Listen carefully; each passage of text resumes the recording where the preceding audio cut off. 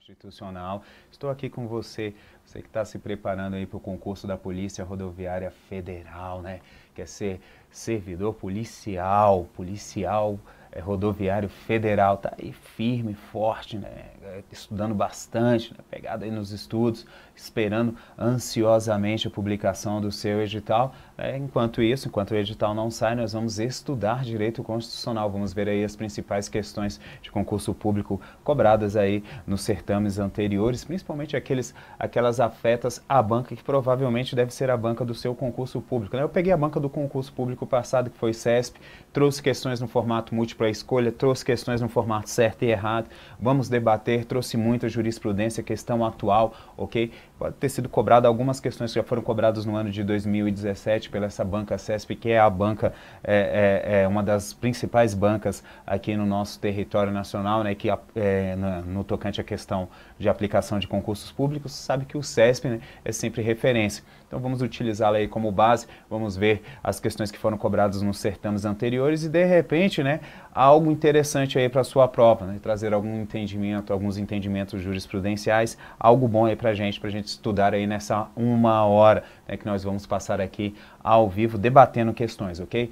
Você pode participar do nosso chat já está bombando aqui, né, tá aqui do meu lado, volta e meia vou dar uma olhadinha, comentar algumas situações que foram publicadas aí no chat. Nós também temos a Nayara aí que está ao vivo, né, com vocês, acompanhando aí o debate, o bate-papo, ok? Os comentários, espero que sejam sempre comentários positivos, né? E das questões que nós vamos resolver, né, se surgir alguma dúvida, tu pode estar encaminhando aí algum e-mail, ou até mesmo no chat aí, encaminhando a sua dúvida, a sua pergunta, que nós vamos estar respondendo também, ok, povo? Só que antes de começar a responder as perguntas, eu queria te passar uma situação, uma promoção que nós vamos ter aqui, nós estamos tendo aqui para o concurso da Polícia Rodoviária Federal. O Estúdio Aulas está com uma promoção, né? Basta você usar o cupom, entrar lá no nosso site, comprar o curso da PRF e usar o cupom desconto com as seguintes iniciais, PRF 30%, tudo junto. E aí você vai ganhar 30% de desconto ao adquirir qualquer um dos nossos cursos aqui, né, preparatórios para a Polícia Rodoviária Federal, ok, meu povo? Então, PRF 30%, você entra lá e aí você vai poder ganhar aí 30% de desconto na compra do seu curso, né, para se preparar aí para a Polícia Rodoviária Federal. Tem o meu curso também de Direito Constitucional que está sendo gravado também voltado para a Polícia Federal, você pode utilizar um curso bem bacana, bem completo, para mais de 50 vídeos, ok? Estou gravando aí, salvo engano, já tem 42, 43 vídeos, estamos aí já na parte final, Poder Legislativo, vou falar sobre Poder Judiciário, depois sobre Funções Essenciais da Justiça e Segurança Pública. Curso bem bacana, bem didático, né? A galera tem gostado, um dos cursos mais vendidos aqui do nosso Estúdio Aulas, eu convido você também a adquirir o seu curso. Tranquilo, minha gente? Tranquilo, meu povo? O Estúdio Aulas também está com um produto bem bacana, ok, que é o aluno VIP. O aluno VIP você vai pagar uma determinada mensalidade aí e aí você vai poder acessar todos os vídeos de todos os professores, né? Enfim, todo o acervo do Estúdio Aulas, tá? E nós vamos vir com uma proposta bem bacana também, estamos aí trabalhando firmes e fortes nisso para poder vender o material aí em PDF para vocês. Vamos disponibilizar um material em PDF bem bacana para você acompanhar a aula do professor Francione e também ter o material em PDF, né, comentado, com resoluções de exercício, jurisprudências, enfim, algo bem bacana e bem legal que vai aí incrementar o seu estudo, né? Fazer algo bom aí que vai te auxiliar, de fato, a alcançar esse tão sonhado cargo público. Tranquilo, minha gente? Então tá aí, olho na tela, né? Você que sonha em ser um policial, nós estamos aqui na semana de aulão da PRF, tá? Hoje comigo, e nós vamos ter também na quinta e na sexta os professores renomados que estarão aí com vocês, te auxiliando aí rumo à obtenção dessa vaga tão sonhada na Polícia Rodoviária Federal. Tranquilo, minha gente? Vamos para a primeira questão do CESP, que também foi cobrado, né, na prova de polícia, mas para escrivão de polícia, né, Polícia Civil de Pernambuco, no ano de 2016. Questão bastante atual, muito bacana, tem um entendimento jurisprudencial aqui. Eu procurei trazer algo afeto à sua atividade, aquilo que pode ser cobrado na tua prova, ok? Questãozinha 1. No que se refere aos direitos e garantias fundamentais, assinale a opção correta. Então, você já sabe que nós vamos atrás da alternativa correta. O direito fundamental ao contraditório não se aplica aos inquéritos policiais. E aí, meu povo, vem comigo, já vamos comentar essa alternativa A.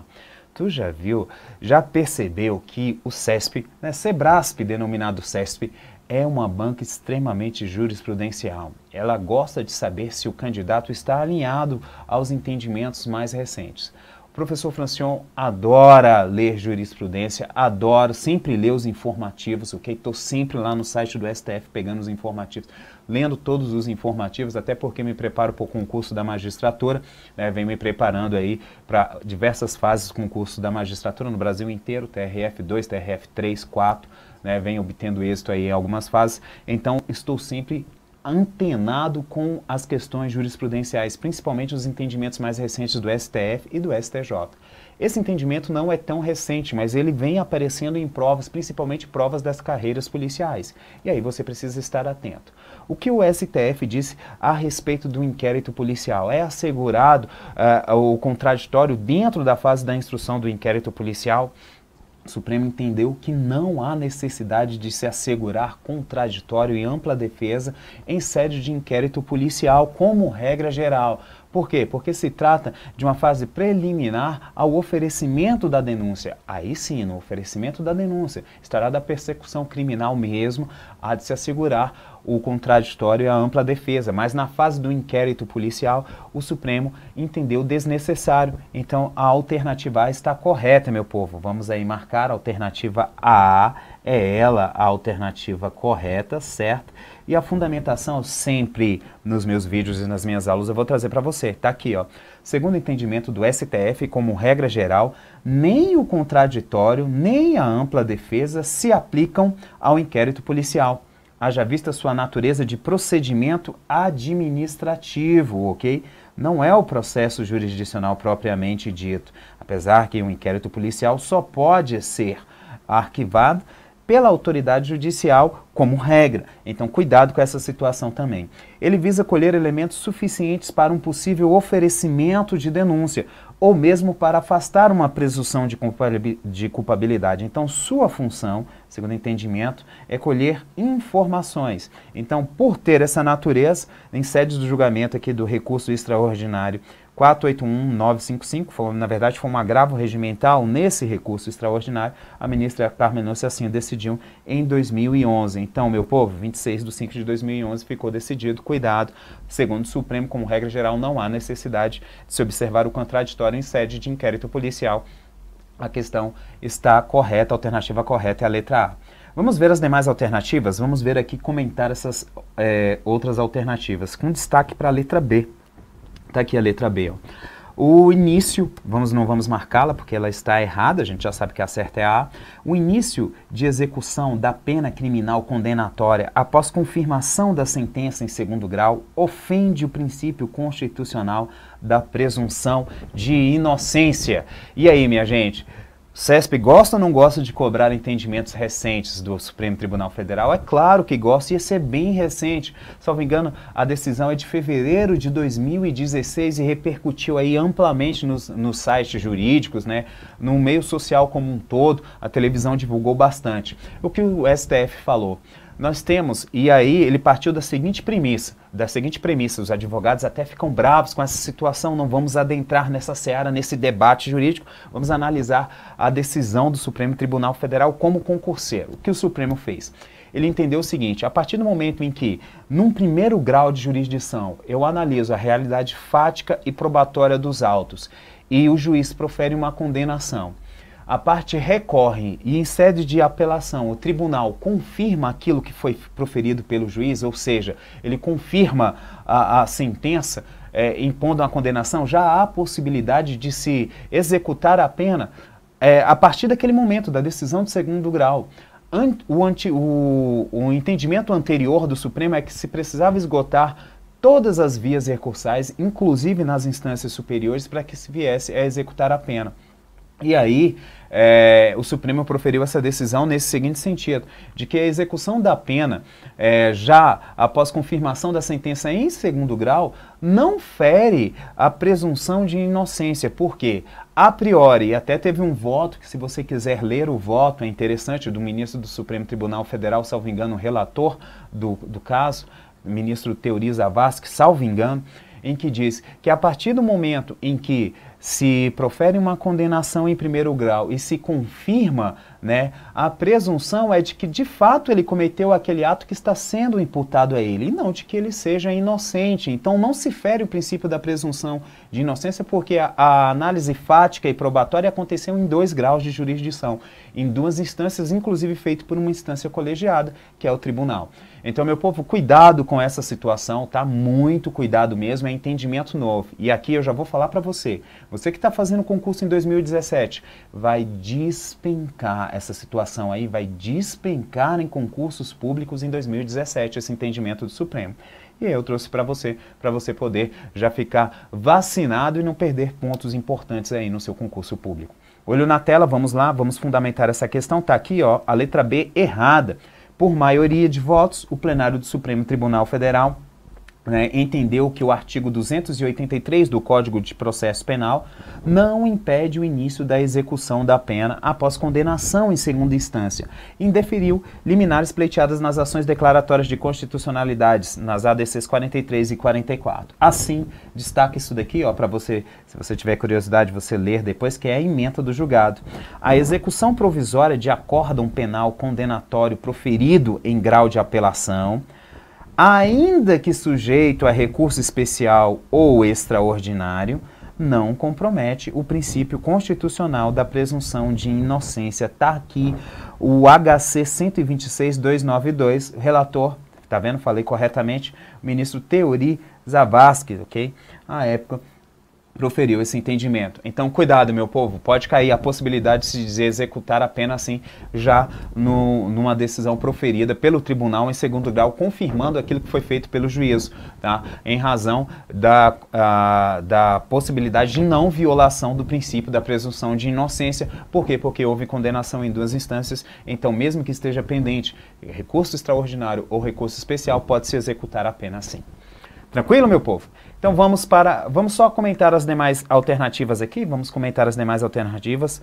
A alternativa C está errada também. Os direitos e as garantias individuais não são assegurados às pessoas jurídicas. Há possibilidade sim de se estender direitos e garantias individuais às pessoas jurídicas, desde que essas sejam compatíveis com a natureza da pessoa jurídica. Por exemplo, a pessoa jurídica pode ser titular de um dano moral, não somente uma pessoa física, uma pessoa jurídica também. Vai que você vai violar a imagem da pessoa jurídica, estude aulas. Há possibilidade sim, ok? Inclusive de se reparar os danos. Então, pessoas jurídicas podem ser titulares de direitos e garantias fundamentais, desde que estes sejam compatíveis com a sua natureza de pessoa jurídica. Avançando, vamos ver a alternativa D. O sigilo de correspondência e o sigilo das comunicações telefônicas são invioláveis, ressalvadas as hipóteses legais, por ordem judicial ou administrativa devidamente motivada. É complicado. Sigilo de correspondência e sigilo de comunicação telefônicas, né, invioláveis por decisão administrativa, principalmente telefônicas, né, comunicações telefônicas, interceptação telefônica administrativa, não há essa possibilidade. Intervenção judicial, sim. E mesmo assim, na intervenção judicial, a legislação específica requer o preenchimento de mais alguns requisitos para que seja decretada a interceptação telefônica, que é o grampo telefônico. Né? Além da forma prevista em lei de autorização judicial, há que se ter investida criminosa, e essa investida criminosa já tem que estar sendo investigada em sede de uma persecução penal, ou no mínimo de um inquérito policial, ok? Tem que ter autorização judicial, então a situação afeta a autorização administrativa e tornou a questão errada, cuidado com isso. Vamos lá para a alternativa E. O Tribunal do Júri tem competência para o julgamento dos crimes culposos e dolosos contra a vida, e aí você já sabe que essa está absurdamente errada, porque o Tribunal do Júri tem competência para o julgamento dos crimes dolosos contra a vida. Lembrando, né, cuidado, pegue sempre o entendimento da súmula vinculante número 45, tá? Eu tendo um foro por prerrogativa de função estabelecido no texto constitucional e a prática de um crime doloso contra a vida. Qual deve prevalecer? Vamos supor aí que nós temos um ministro de Estado que tenha cometido um crime doloso contra a vida. Ele vai ser julgado pelo Tribunal do Júri ou pelo Supremo Tribunal Federal, tá? O que diz a súmula vinculante número 25?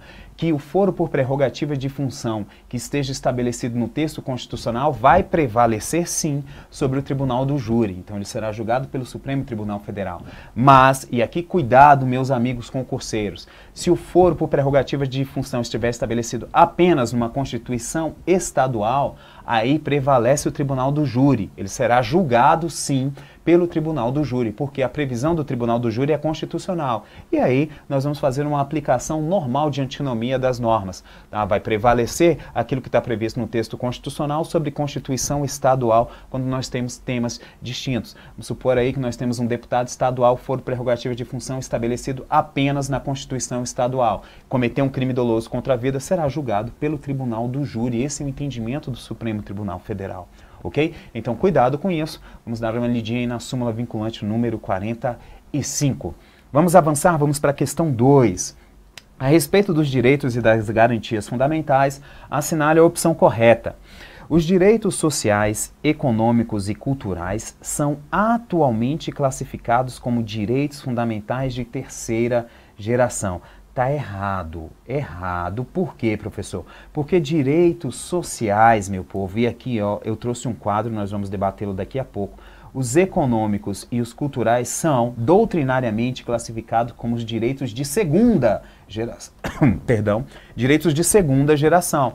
Então você já vai colocar aí no seu caderninho, no seu material, dá um print na tua tela, enfim, você que já acompanha digitando também, para ter um material aí bem bacana. Você já vai colocar isso daí, tá? Eles são direitos, coloque aí, não de terceira, mas de quê, povo?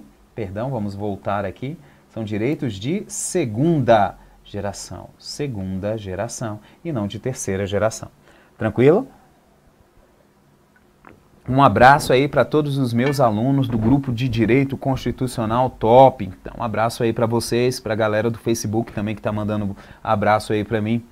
Galera que me segue, me acompanha, um abraço para vocês. Tá excelente a aula, professor, obrigado por tudo, muito bom. Abraço para vocês também que estão comentando aí, participando da nossa aula aí no chat. Vamos continuar.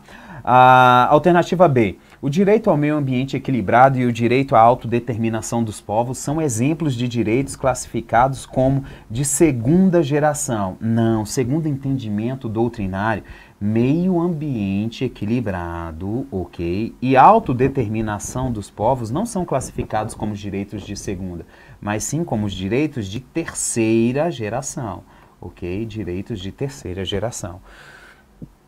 Vamos na alternativa C. A Comissão Parlamentar de Inquérito tem autonomia para determinar a busca e a apreensão em domicílio alheio com o objetivo de coletar provas que interessem ao poder público. E aqui, meu povo, cuidado. As CPIs, elas não têm autonomia para determinar busca e apreensão. Então, eu trouxe um slidezinho aqui para a gente comentar com que a CPI pode e não pode fazer. Então, prepara teu caderno e vamos acabar com essas dúvidas aí. Ai, meu Deus, busca e apreensão no domicílio. A CPI pode fazer? Ela não vai poder fazer porque a CPI ela não tem poder geral de cautela próprio das autoridades judiciais, ok? Então, cuidado com essas situações. Poder geral de cautela não tem, mas o que ela pode fazer? Olho na tela, eu elenquei aqui para vocês aquilo que as CPIs podem e não podem fazer. A doutrina afirma que a CPI possui poderes instrutórios e investigatórios, mas não possui poder geral de cautela. Isso daí nós já comentamos, aquele que está previsto no artigo 798 do Código de Processo Civil, tá? Do Código Antigo de Processo Civil. Tem que ver qual é o artigo no Código Novo, mas se tu jogar aí no Google você vai ver qual é o artigo novo, que vai falar sobre as ações cautelares aí estabelecidas no artigo 198 do Código Antigo. No Código Novo o professor não colocou, mas aí a gente pesquisando rapidinho a gente vai identificar isso daí. Como desdobramento do poder de investigação conferido pela Constituição Federal às CPIs, podem elas determinar o que a CPI pode fazer. Isso daqui é importante. O que a CPI pode determinar? Marca, meu povo, marca que cai em prova.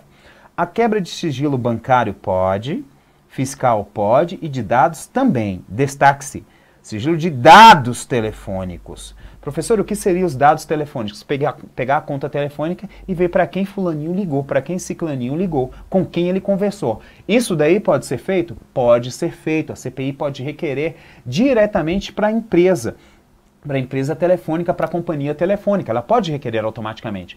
Mas escutar não pode. A interceptação telefônica, o grampo telefônico, a CPI não pode determinar. Ela pode requerer junto à autoridade judicial. E aí a autoridade judicial pode deferir ou não.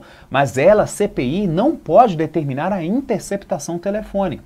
Mas sim requisitar dados telefônicos. Isso ela pode fazer, ok? Então separa as situações aí. Avançando, ela também pode determinar a busca e apreensão de documentos específicos. Busca e apreensão domiciliar, não. Vai em determinado local e traga tal documento para mim. Aí vai lá, busca aquele documento e traz um documento específico. Agora, revirar uma casa atrás de provas, isso ela não pode fazer. Ela pode determinar a condução coercitiva para depoimento, isso ela pode também. A pessoa está se negando, ela pode determinar que ela venha contra a vontade. E a realização de exames periciais, isso também a CPI pode determinar. Ela pode solicitar também. De outro lado, por não poderem praticar atos de jurisdição exclusivos do Poder Judiciário, ela detém poderes próprios das autoridades judiciais? Sim, mas todos não. Então, elas não podem determinar, as CPIs não podem realizar diligência de busca domiciliar. Foi aquilo que estava na questão. Para ela é vedado, ela não pode. Ela não pode quebrar sigilo das comunicações telefônicas. Lembra que a gente falou sobre isso na primeira questão? Interceptação telefônica, o grampo telefônico, ela não pode determinar, ok? Precisa de autorização judicial. Ela também não pode dar ordem de prisão. Agora, cuidado, salvo no caso de flagrante em delito, no crime de falso testemunho, por exemplo. Mas essa situação é bem fácil. Flagrante delito, qualquer um do povo pode. Se qualquer um do povo pode, a CPI também pode. Mas ela não pode ir lá e expedir um mandado de prisão. Ah, fulano de tal cometeu aquilo, vai lá e prenda. Não pode. Ela pode prender em flagrante delito, no crime de falso testemunho. Por exemplo, se alguém foi prestar um testemunho e tá mentindo naquela situação ali, e aí se percebe na CPI que ela está mentindo, aí pode-se decretar a prisão em flagrante daquela pessoa por falso testemunho. Mas ela não pode expedir um mandado de prisão, ok? Então separa essa situação do mandado de prisão. A CPI não pode, tem que ser emanado de uma autoridade judicial. Avançando, ela também não pode praticar atos de jurisdição cautelar, tipo arresto, sequestro, hipoteca judiciária, indisponibilidade dos bens, proibição de ausentar-se do país, não pode. Ela pode requerer ao Poder Judiciário que o faça, mas ela por si só não pode. E reitere-se, por fim, que as comissões parlamentares de inquérito não são órgãos de acusação, não são, ok? Ou de julgamento, também não são, mas sim apenas de investigação, porque é uma comissão parlamentar de inquérito, vai investigar. Justamente por isso, elas podem sim sofrer controle pelo Poder Judiciário. Ok, meu povo? Vai botando aí então o seu caderno bem completo para ficar algo bem bacana. Nós temos aí bastante informações. Vamos voltar lá para a questão, olho na tela. Alternativa C. A alternativa C, então, ela está errada, nós já acabamos de comentar, tá? A A errada, a B errada, a C também.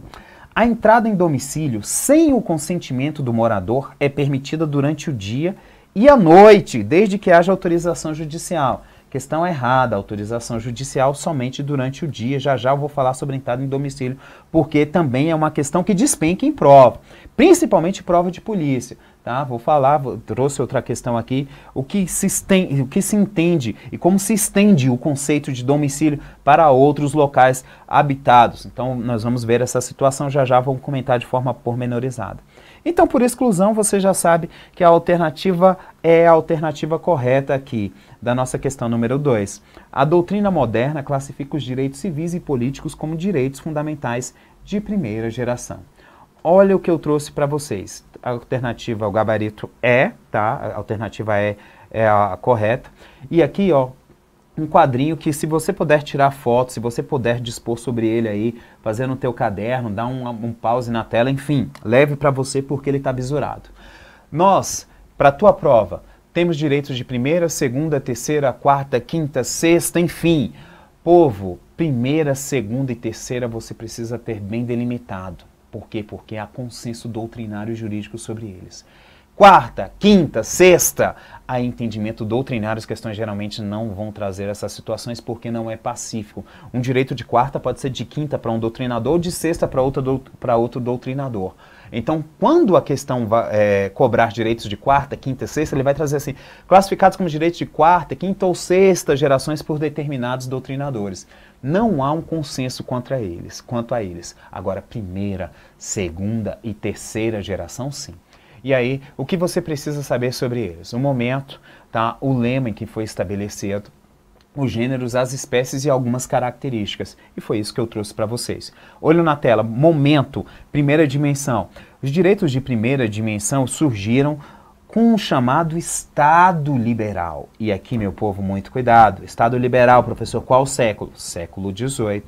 Momento, tá? Século XVIII, com o chamado Estado Liberal, surgiram os direitos de primeira dimensão, primeira geração. Qual que era o lema? Liberdade. E aqui eu já vou adiantar para você.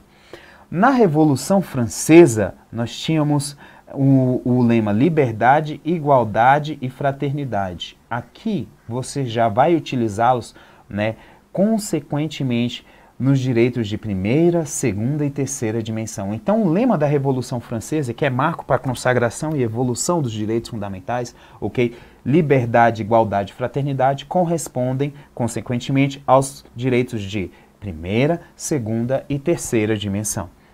Gêneros, direitos civis e políticos, foram consagrados na primeira dimensão. Tá? As espécies, liberdades e inviolabilidades, absenteísmo estatal, direitos negativos, obrigação de não fazer, direito de defesa. Por quê, professor? Porque nesse primeiro momento de evolução de direitos fundamentais, o Estado invadia, desbordava e afrontava direitos das pessoas e não estava nem aí. A mulher casava e aí a noite de núpcias não era com o noivo, tá? Era com o rei ou com quem o rei indicasse. Se você plantasse alguma coisa, aquilo dali o rei poderia ir lá determinar que tudo fosse confiscado, dado para o Estado. Então, era uma situação em que nós não tínhamos direitos. Então, foram consagrados os direitos de primeira dimensão justamente em contraposição ao Estado, consagrando direitos civis e políticos, nesse primeiro momento, direitos individuais do eu. Eu tenho direito à propriedade, eu tenho direito à vida, eu tenho direito à escolha. Então, nesse primeiro momento, foi se afastar do Estado. Se o Estado estava investindo, eu não quero investindo de forma arbitrária, eu queria que ele se afastasse, que ele não agisse daquela forma, que ele não fizesse o que estava fazendo. Por isso que são direitos de não fazer, direitos negativos, um absenteísmo, um afastamento do Estado. E aí os direitos evoluem para os direitos de segunda dimensão, olho na tela. Os direitos de segunda dimensão surgiram aqui, ó, no século XIX e século XX, com o chamado Estado Social. O lema é igualdade. Os direitos que foram consagrados foram os direitos econômicos, sociais e culturais, os gêneros dos direitos, tá? E as espécies, saúde é direito social, educação, trabalho, assistência, moradia, sindicalização, direito à greve. E aí, meu amigo, quer uma dica do professor Francion? Vá lá no artigo 6º, pegue o artigo 6º da Constituição Federal. Todos aqueles direitos elencados no artigo 6º da Constituição Federal são classificados doutrinariamente como direitos de segunda geração, direitos sociais que consagrou um Estado social, ok? Características. Se nesse primeiro momento, olho na tela, se no primeiro momento nós tínhamos um absenteísmo estatal, nesse segundo momento nós vamos ter um intervencionismo. Direitos positivos, obrigações de fazer, direitos de prestação. Isonomia, igualdade. Por quê, professor? Porque a partir do momento em que eu afasto o Estado, as relações sociais foram disciplinadas pelos próprios indivíduos, meu povo. Os indivíduos disciplinaram relações sociais. E aí o Estado se afastou. Indivíduo disciplinando relação social, posso ter uma situação de desigualdade. O professor que era amigo do médico ensinava o filho do médico e, em contrapartida, dava saúde para o filho do professor. E aquele que não era professor nem médico? Então, por isso eu chamo o Estado para que ele preste esses serviços. Quais serviços? Os serviços sociais, de saúde, educação. Então, se no primeiro momento eu afastei o Estado, nesse segundo momento eu peço que ele venha intervir nas relações sociais e prestem serviços públicos. Então, é obrigação de fazer do Estado, consagrando um Estado social. Na terceira dimensão, olha aqui, ó, Século XX e XXI surge o Estado Democrático de Direito, que é um estado de fraternidade, de solidariedade. Se na primeira dimensão eu tenho o eu, na segunda eu tenho o eu inserido na sociedade, na terceira eu penso em todos, em nós, ok? São direitos difusos, coletivos e transindividuais, aqueles que transcendem a esfera de um indivíduo. Quando eu penso num meio ambiente equilibrado, eu não penso só para mim, eu penso para a sociedade como um todo e para aquelas gerações futuras. Então eu começo a pensar além do ser humano como indivíduo e penso no nós, né? Porque o ser humano passa a ser visto como um membro de uma coletividade. As espécies de direito, proteção ao meio ambiente, consumidor, progresso, desenvolvimento tecnológico, enfim, são classificados como os direitos de terceira dimensão. E aqui, né, só para finalizar esse comentário quanto à evolução dos direitos e garantias fundamentais, a quarta dimensão nós não temos um marco delimitado, pode ser quarta, quinta, sexta. Nós não temos um lema próprio que tenha marcado essa dimensão, mas nós temos alguns gêneros que já se inserem como direitos de quarta, quinta, sexta, que é a biotecnologia, universalização dos direitos fundamentais, as espécies de direitos, direito de mudança de sexo, né? A pessoa quer mudar de sexo, casamento entre pessoas do mesmo sexo já são vistos como direitos de quarta dimensão. Manipulação genética, a robótica, tá? A drones, todas essas situações afetas a esse biodireito, até o biodireito também é considerado como quarta, quinta e sexta geração. Né, isso é fruto, resultado da globalização dos direitos fundamentais. Tranquilo, minha gente? Então, cuidado com essa situação da evolução dos direitos fundamentais. São questões aí que gostam de ser cobradas em prova de polícia, foram cobradas nas suas. Está atento aí, resolvendo e se dando bem. Vamos responder mais algumas questões aqui. Questão número 3. Né? O governo de um determinado estado da federação publicou uma medida provisória que altera dispositivos da Lei de Diretrizes e Bases da Educação Nacional. Em protesto, parece que é pautado em fatos reais, né? A questão que foi cobrada aqui na Secretaria de Educação de 2017. Professor, por que tu trouxe essa situação? Porque situação de protesto envolve polícia, e aí o CESP gosta de cobrar questões temáticas na sua prova. Então, tudo que tiver afeto, tem situação afeta a polícia, nós vamos colocar sim, e vamos falar sobre elas aqui, porque é importante para o nosso estudo. Em protesto contra a referida MP, alguns estudantes do ensino médio do estado ocuparam escolas públicas, impedindo que os demais alunos frequentassem as aulas. O Ministério Público Estadual ingressou com medida judicial requerendo a imediata reintegração e desocupação das escolas invadidas. A medida judicial requerida foi deferida por um juiz de primeiro grau que tomou posse há 20 meses. Olha só, o juiz tomou posse há 20 meses, que legal. E ele deferiu, falou, vai lá, reintegre e desocupe as escolas que estão invadidas. A respeito dessa situação hipotética e de aspectos constitucionais a ela relacionados, julgue o item a seguir. E agora? Vamos ver se está certo ou se está errado. O juiz agiu corretamente ao deferir a medida judicial, uma vez que a conduta dos alunos não encontra amparo no direito fundamental à liberdade de expressão e de livre reunião e manifestação. E aí, meu povo, essa questãozinha aí está certa ou está errada? E aí, muita gente errou essa questão, porque fala, não, tem direito de se manifestar. Tem direito de se manifestar? Tem. É um direito constitucionalmente previsto? Sim. Tem direito de liberdade de expressão? Tem. Também está previsto constitucionalmente? Tem, está previsto. E de manifestação? Também está previsto constitucionalmente. Só que uma das características dos direitos e garantias fundamentais é a limitabilidade, a relatividade. Ao ser confrontado com outro direito num caso concreto, o direito pode ser relativizado, ok? E aí você precisa tomar cuidado. Ao fechar a escola e impedir que alunos, ok? Alunos frequentem, tu não tem amparo constitucional. E aí a questão está correta, a questão está certíssima, ok?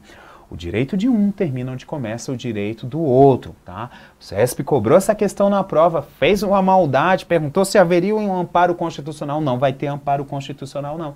Então a questão está correta. Olho na tela, o juiz agiu corretamente ao deferir a medida, uma vez que a conduta dos alunos, essa conduta, não encontra amparo no direito fundamental à liberdade de expressão e de livre reunião e manifestação.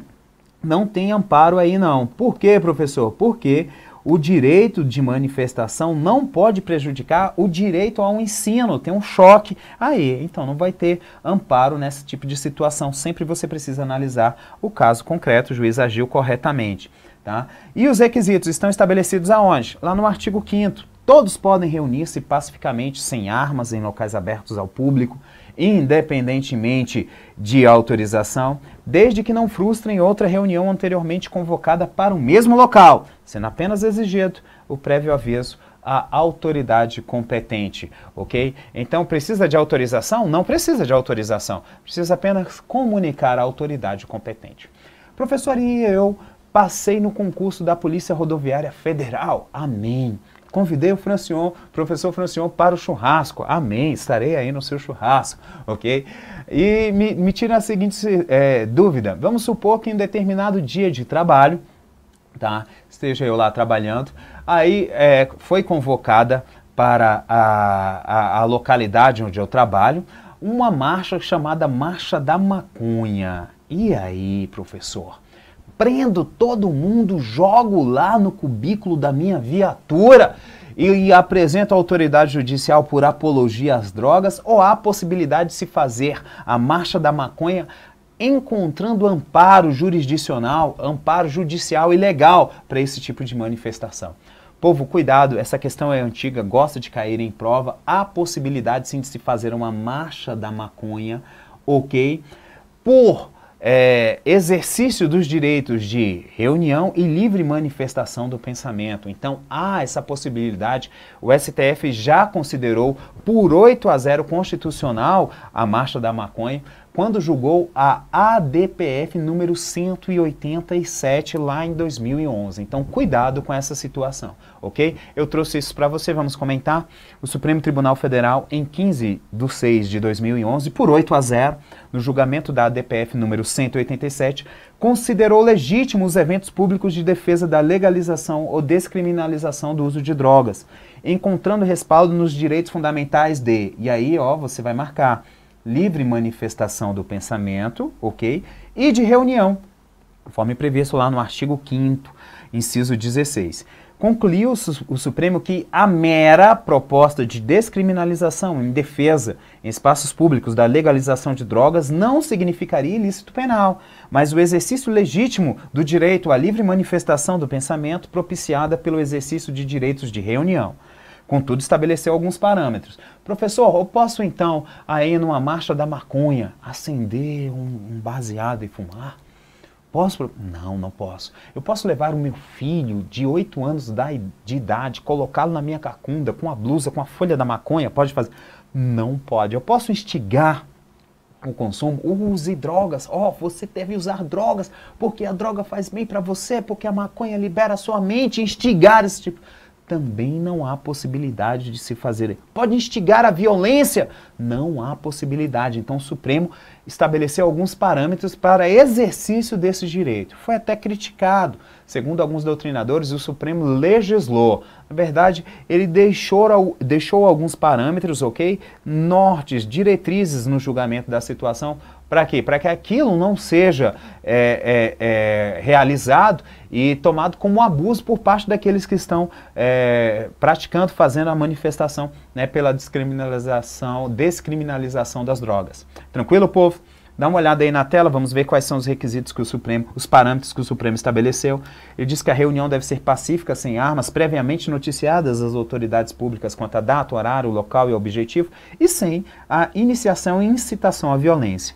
Não pode admitir a incitação, incentivo ou estímulo ao consumo de entorpecentes na realização, ok? Não pode fumar drogas, nem usar drogas. Não pode também haver consumo de entorpecentes na ocasião da manifestação ou evento público, e nas manifestações está proibida a participação de crianças e adolescentes. Os menores de idade não poderão participar dessas marchas, desses eventos. Tranquilo, minha gente? Feitas essas considerações, vamos avançar, porque são questões importantes, responder mais uma questãozinha aí que foi cobrada pela Banca CESP nos concursos anteriores. Olho na tela, questão número 4. Tá, professor, manda um abraço aí para mim, um abraço aí para todos os alunos das minhas turmas presenciais do Espaço Campus, tá? Todos vocês que estão aí online acompanhando o professor Francion. Abraço para vocês, beijo no coração, estamos juntos aí, povo. Questão número 4. No que concerne aos direitos e deveres individuais e coletivos, a nacionalidade e aos direitos políticos, julgue o item que se segue, tendo como referência as disposições da Constituição Federal. Em caso de flagrante delito no interior do domicílio de determinado indivíduo, no período noturno, a autoridade policial poderá adentrá-lo independentemente de determinação judicial. Olha que interessante, você esse polícia aqui, ó, e aí você está sabendo que está ocorrendo um crime, tá? E está em flagrante delito no interior de um domicílio de determinada pessoa, à noite, ok? Período noturno, o cara tá lá espancando a mulher, o cara tá batendo na mulher e a mulher tá gritando socorro, socorro. E o cara moendo a mulher na porrada. E aí você, policial rodoviário federal, escutou essa situação, escutou socorro, socorro, a mulher gritando socorro. E aí você adentra a casa, mete o pé na porta, adentra a casa, vê aquela situação e prende em flagrante. Há a possibilidade de fazer isso? Essa situação é regular ou é irregular? Aconteceu no período noturno, preciso de autorização judicial?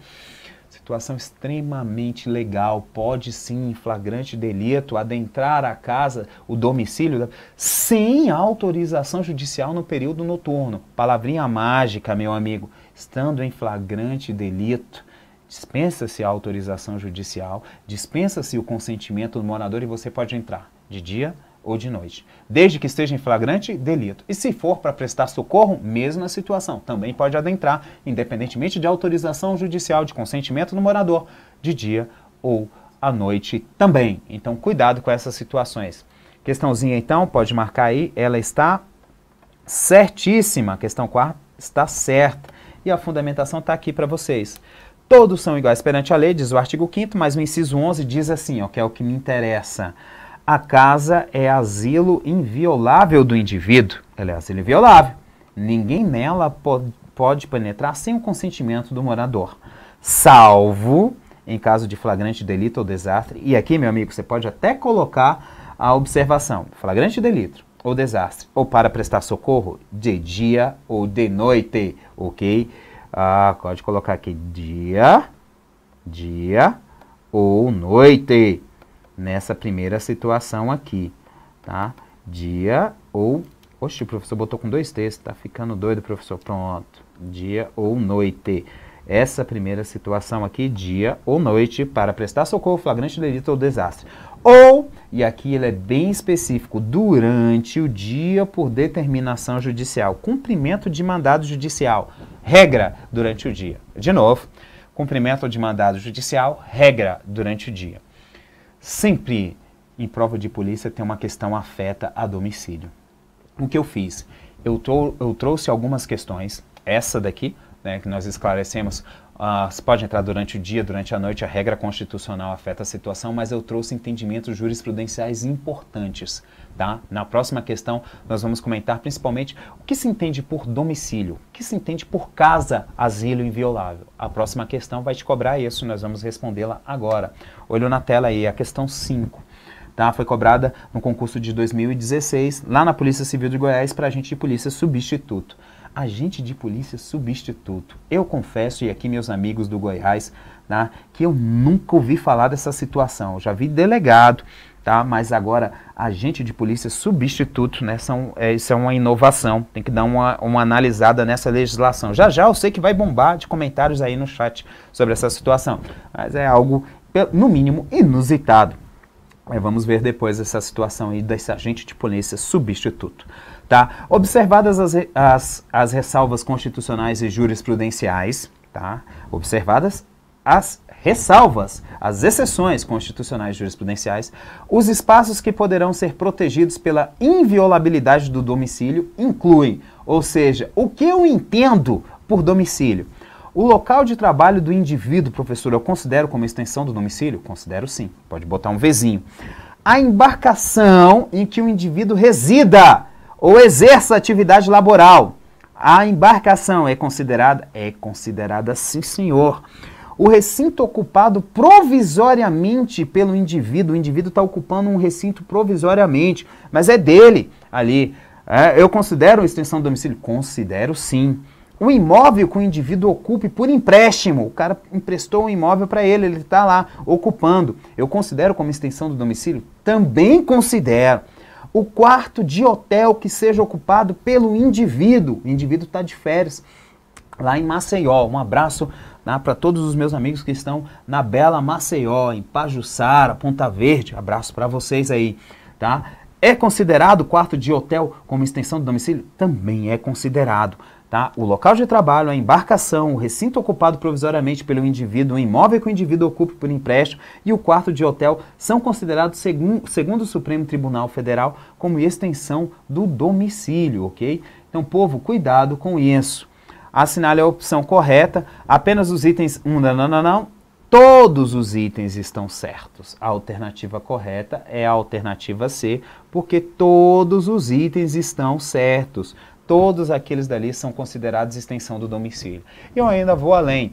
Para que você entenda, o conceito de domicílio, segundo o Supremo Tribunal Federal, veio resguardar a intimidade e a privacidade do indivíduo dentro de um determinado habitáculo. Então, meu povo, muito cuidado com isso. Por isso que a embarcação, eu considero sim, se ele mora naquela embarcação ou se ele utiliza aquela embarcação para trabalhar, eu considero. Agora você precisa tomar cuidado com 3 casos que não foram citados na questão. Nós temos entendimentos jurisprudenciais recentes que certamente, se não caírem na tua prova, vão aparecer no seu dia a dia.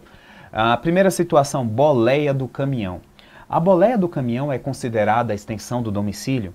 Cuidado, nós temos uma decisão recente do STJ que diz que não. Não é considerada. E aí você precisa analisar e ler a decisão para entender. Pode ser que o CESP cobre na tua prova. Por que a boleia do caminhão não é considerada? Segundo o STJ, há de se analisar, e aí ele diz que como regra não, a situação da boleia do caminhão. Se eu utilizo a boleia do caminhão, eu invoco esse direito para poder colocar determinadas armas, drogas dentro da boleia. Estou em trânsito com esse caminhão. E aí eu paro numa abordagem da Polícia Rodoviária Federal. Ele adentra e vê aquela situação ali de armas, de drogas ali dentro dessa blitz, dentro dessa batida, ali eu não considero extensão do domicílio, não considero. O caminhão em tráfego, ok, está trafegando, e aí a blitz para, aborda a boleia, vê esse tipo de situação, não considero, ali o caminhão não será considerado extensão do local de trabalho e nem domicílio do caminhoneiro, mas sim um mero instrumento de trabalho, tá? E aí nós temos uma decisão de 2011, salvo engano, do STJ a respeito dessa situação. Só que você precisa tomar cuidado. O caminhão está em trânsito, está passando, o policial mandou encostar e abordou. Segundo o entendimento do STJ, ao adentrar, confirmou que lá tem drogas, que lá tem armas. Aquilo dali eu considero como invasão a domicílio? Não considero, segundo o entendimento do STJ. Agora o caminhoneiro dirigiu o dia inteiro, encostou num posto de combustível para descansar. Foi lá, fez o seu almoço, seu jantar bem tranquilo, puxou a cortinazinha lá da boleia e resolveu dormir, né, no posto de gasolina lá dentro da boleia do caminhão, bem tranquilo, está repousando. E aí a Polícia Rodoviária Federal passa com a tua viatura, vê o caminhão parado ali, tá, e fala, rapaz, aquele caminhão ali está suspeito, vamos abordar. E resolve abordar o caminhão e adentrar sem autorização dentro da boleia. Nessa situação eu considero invasão de domicílio? Considero. E cuidado, por quê? Cola com a dica que eu te dei anteriormente. Invasão de domicílio está intimamente ligado à intimidade e privacidade. O caminhoneiro ali está repousando, está dormindo, está descansando, está na sua intimidade, na sua privacidade, dentro da boleia do caminhão. Naquele momento ali, eu considero como extensão do domicílio. Então você precisa analisar a situação fática, aquilo que é te apresentado na prova. Ah, foi passar só o caminhão e eu abordei numa blitz comum porque ele estava em tráfego. Não considero instrumento de trabalho, decisão do STJ recente sobre isso. Ah, está parado dentro do posto de combustível, está parado em determinado local, ele abaixou lá, a cortina está repousando, está dormindo, está dentro da sua intimidade, da sua privacidade. Ali eu considero invasão de domicílio. Então preciso tomar cuidado com isso, ok? Analise a situação no caso concreto para que você não venha ser surpreendido na tua prova e aí perder pontos importantes. Tranquilo, meu povo? Cuidado com essa situação. Outras duas situações. Quarto de motel, o cara pegou na mão da amante e levou pro motel. Lá no quarto do motel. A esposa descobriu a situação e foi atrás.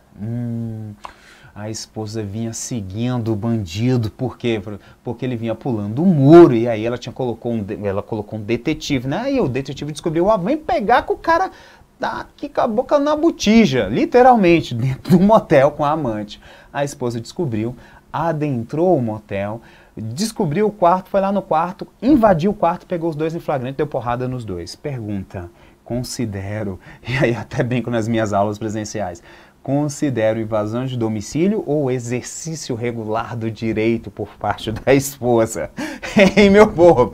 Com certeza a maioria das mulheres aí no chat está falando, é exercício regular do direito, tem que quebrar o cabra na porrada. Não, considero invasão de domicílio sim, cuidado, o quarto de motel também é resguardado, é protegido ali, tem a intimidade e a privacidade do casal que foi formado naquele momento.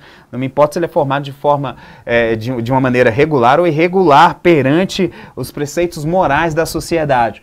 Mas é assegurado o direito deles dois ali dentro daquele quarto e aí uma invasão vai caracterizar a invasão de domicílio. Tá? Isso não quer dizer que a esposa não possa pegá-lo na porrada. Espera sair do motel, espera sair. Tá? Saiu, para o carro, desce, mete a porrada. Aí nem pode meter a porrada, mas pode pagar um sapozinho, tal, lá, babá, xingar, isso daí não tem problema nenhum não. Cuidado, tá? Não ser cedo demais para que você não venha a responder. Mas espere sair. Se adentrar, viola sem a violação sim de domicílio. A terceira situação é implantar escutas ambientais. Professor, há essa possibilidade de se implantar escutas ambientais? Há possibilidade, por isso eu trouxe um comentário aqui interessante para você. Olha aqui, meu povo. Comentários. Assim, um conceito de casa, a alternativa C é a correta, tá? Marque aí. Alcança não só a residência do indivíduo, mas também escritórios profissionais, consultórios médicos e odontológicos, trailers, barcos e aposentos de habitação coletiva, como, por exemplo, o quarto de hotel. Não estão, e o Supremo foi bem claro, não estão abrangidos pelo conceito de casa os bares e restaurantes. Tu tá num bar ou tu tá num restaurante como cliente, aí não vai, aí não vai.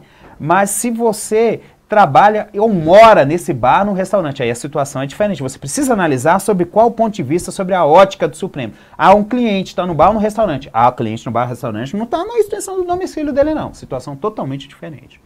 O STF entende que, embora os escritórios estejam abrangidos pelo conceito de casa, não se pode invocar a inviolabilidade de domicílio como escudo para a prática de atos ilícitos em seu interior.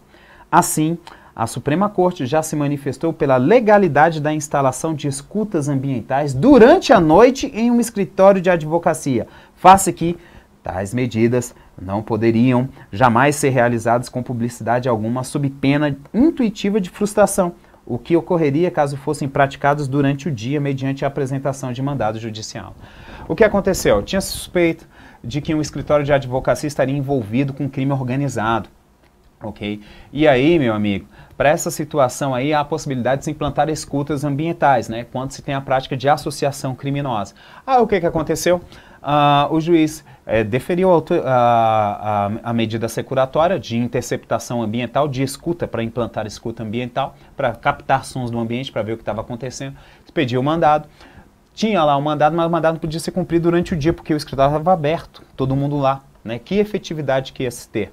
Então, o que aconteceu? Após uma, duas, três vezes frustradas, o delegado de polícia fez o requerimento pedindo que o mandado judicial fosse cumprido durante a noite. E aí requereu isso daí para o juiz da causa, o juiz deferiu. E aí teve-se recurso dizendo que o mandado judicial se cumpre durante o dia, segundo regra constitucional. A regra é essa. Tá? Aliás, a exceção à regra, porque a regra é que a casa é asilo inviolável. Beleza, a exceção, cumprimento de mandado judicial durante o dia. Há a possibilidade de se cumprir durante a noite? Há, quando eu não tenho nenhuma possibilidade de se cumprir durante o dia, é aquela medida imprescindível para elucidação de fatos, como aconteceu no caso concreto que eu trouxe para vocês. Não é regra, é a exceção da exceção. Então, tua questão tem que trazer isso. Tá? Um entendimento jurisprudencial do Supremo Tribunal Federal Diz que há a possibilidade de se implantar escutas ambientais se houver total impossibilidade de se cumprir o mandado judicial durante o dia, porque se cumprir durante o dia, aquilo ali vai comprometer a diligência, né? Então, se for comprometer a diligência e toda a operação policial, eu não realizo durante o dia, faço durante a noite, mas é exceção da exceção e há essa possibilidade, então a questão tem que trazer tudo isso daí amarrado para ti. Se não trouxer amarradinho dessa forma aí, a questão está errada. Ok, meu povo. Olho na tela, vamos comentar mais uma questão número 6. No que se refere aos direitos fundamentais, julgue o próximo item. O respeito aos direitos fundamentais deve subordinar tanto o Estado quanto os particulares.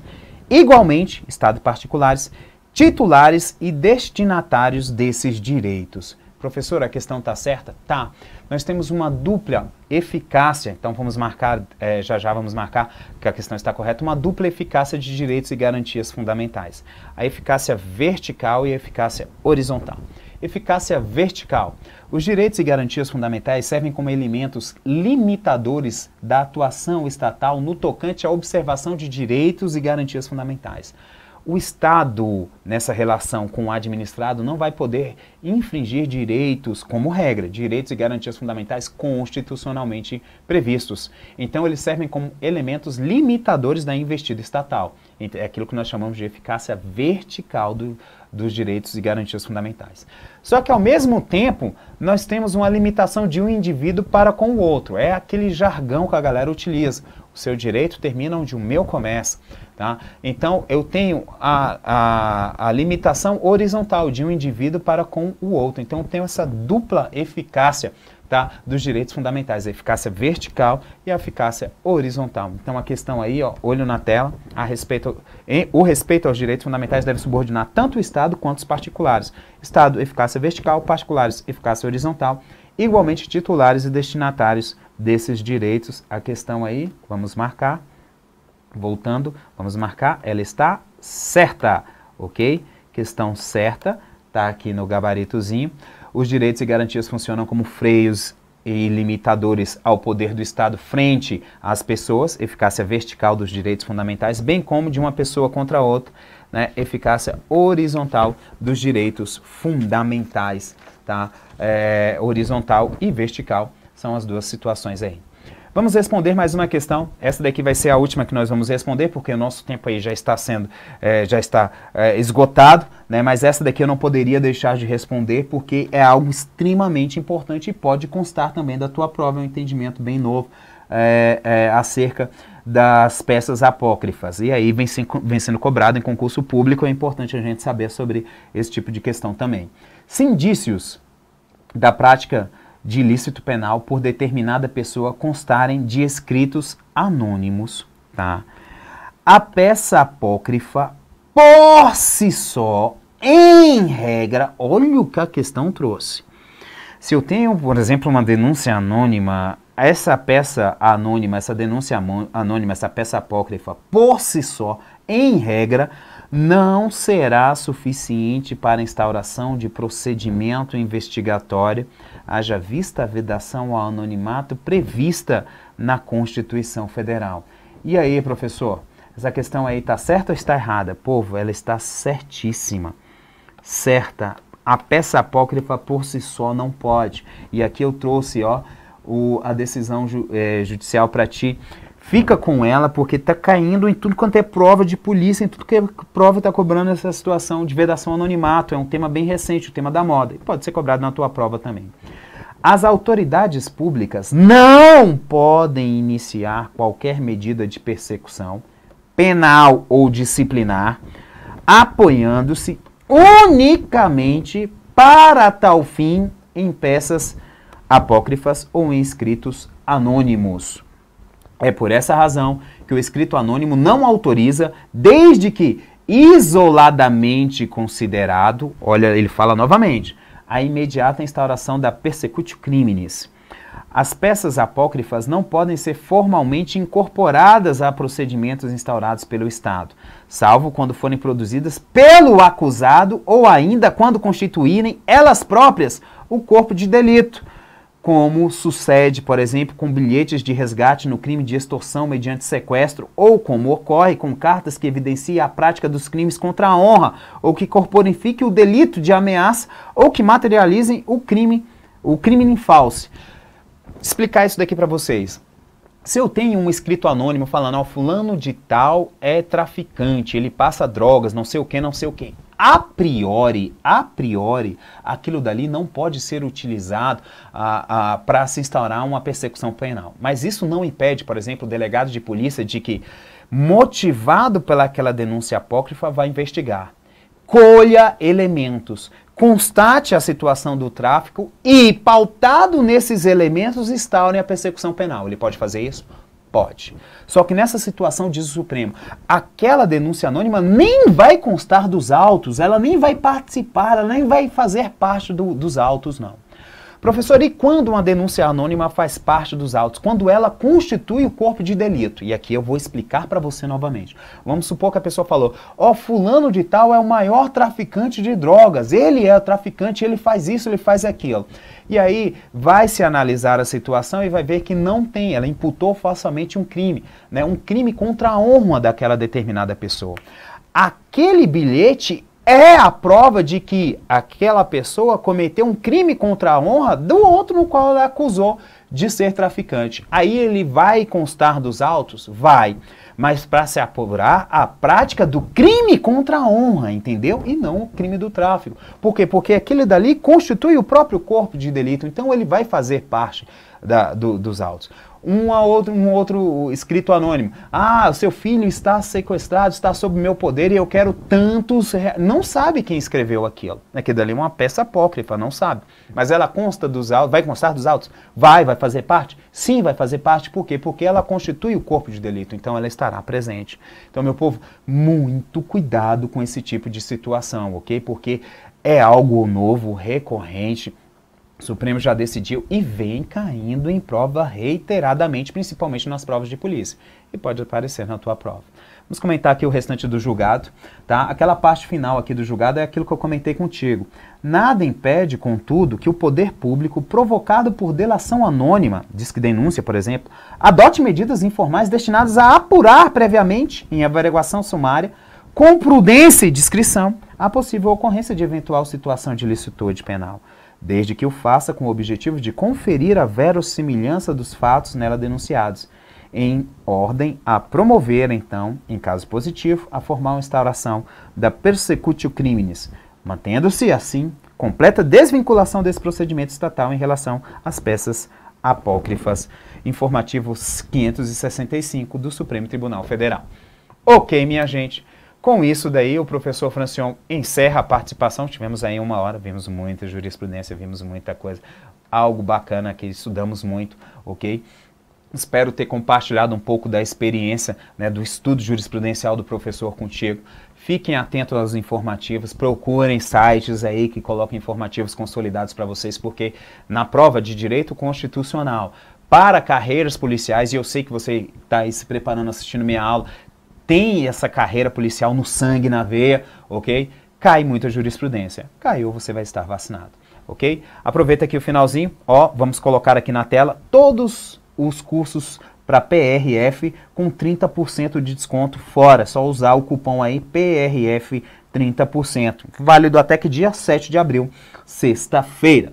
Ok, povo? Um abraço para vocês que me acompanham no Brasil inteiro, que Deus abençoe você, te abençoe no seu concurso, que você venha obter êxito, né? Professor também é concurseiro, inclusive final de semana estarei em Fortaleza aí, né? Então já deixa um abraço, galera, que vai estar em Fortaleza também prestando concurso aí para procurador municipal, né? Vamos juntos, firmes e fortes, rumo a esse tão sonhado cargo público, ok? E pode contar comigo e com toda a equipe do Estúdio Aulas nessa empreitada. Estamos juntos aí, povo. Abraço, até a próxima.